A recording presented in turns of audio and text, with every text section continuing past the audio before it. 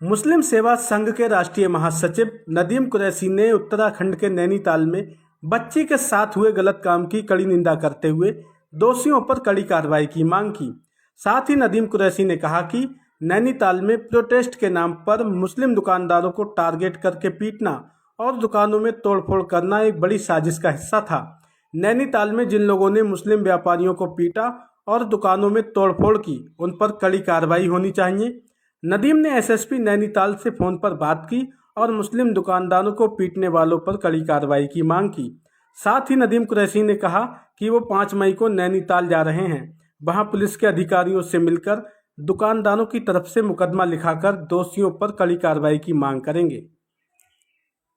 SSP साहब, hello. हाँ, मैं नदीम कुरैशी बात कर रहा हूँ, मुस्लिम सेवा संघ का राष्ट्रीय महासचिव बरेली से। आप खैरियत से हैं? जी। आप खैरियत से हैं?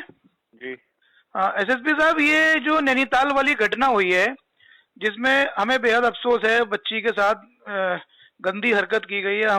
हम लोग भी ये चाहते हैं कि दोषी को कड़ी से कड़ी सजा मिले।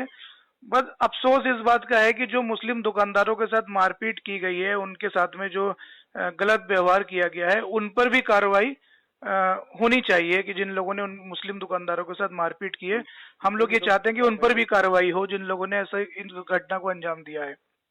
उन पे भी मुकदमा लिखा जा रहा है। जी जी एसएसपी साहब, बहुत बहुत शुक्रिया। और मैं एसएसपी साहब मंडे को आ रहा था, आपसे मुलाकात करना चाह रहा था। मंडे को आप मिलेंगे ऑफिस में, मुलाकात होगी 5 मई। 5 मई पता करना पड़ेगा बॉस, आपको कॉल। जी, मैं आपको कॉल कर लूंगा 5 मई को।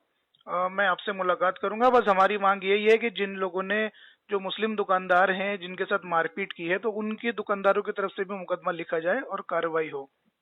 ये था। जी जी, ठीक है एसएसपी साहब। ठीक ठीक। जी, शुक्रिया बहुत बहुत।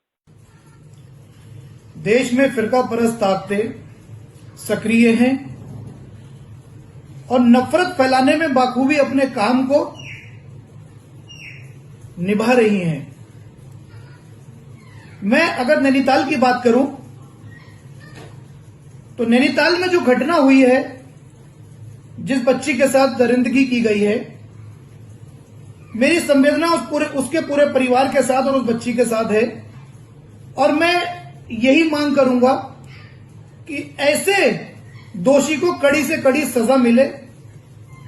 लेकिन नैनीताल में जो हुआ, नैनीताल से जो वीडियो जारी हुए हैं, उन वीडियो को देखकर यह लगता है कि प्रोटेस्ट के नाम पर नैनीताल में नफरत फैलाई गई। नैनीताल के अंदर मुसलमानों की दुकानों पर,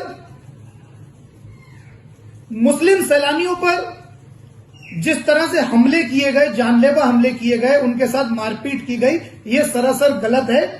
और मैं नैनीताल उच्च न्यायालय का भी शुक्रिया अदा करूंगा कि माननीय न्यायालय ने जो आदेश दिया है वो ऐतिहासिक आदेश है। माननीय न्यायालय ने जो कहा है कि नफरत फैलाने वालों पर कार्रवाई हो, चाहे वो कोई भी हो। मैं माननीय न्यायालय का भी शुक्रिया अदा करता हूं और नैनीताल प्रशासन से ये मांग करता हूं कि जिन लोगों ने प्रोटेस्ट के नाम पे नफरत फैलाने का काम नैनीताल के अंदर किया है और मुस्लिम समाज के लोगों को टारगेट करके उनके साथ मारपीट की गई है, ऐसे लोगों पर कड़ी से कड़ी कार्रवाई हो। 5 मई को मैं नैनीताल जा रहा हूं, वहां के एसएसपी साहब से मेरी बात हुई है, मैं उनसे मुलाकात करूंगा और उन तमाम गुंडों पर कार्रवाई की मांग करूंगा जिन लोगों ने दुकानों से निकाल कर मुस्लिम समाज के लोगों के साथ मारपीट की है।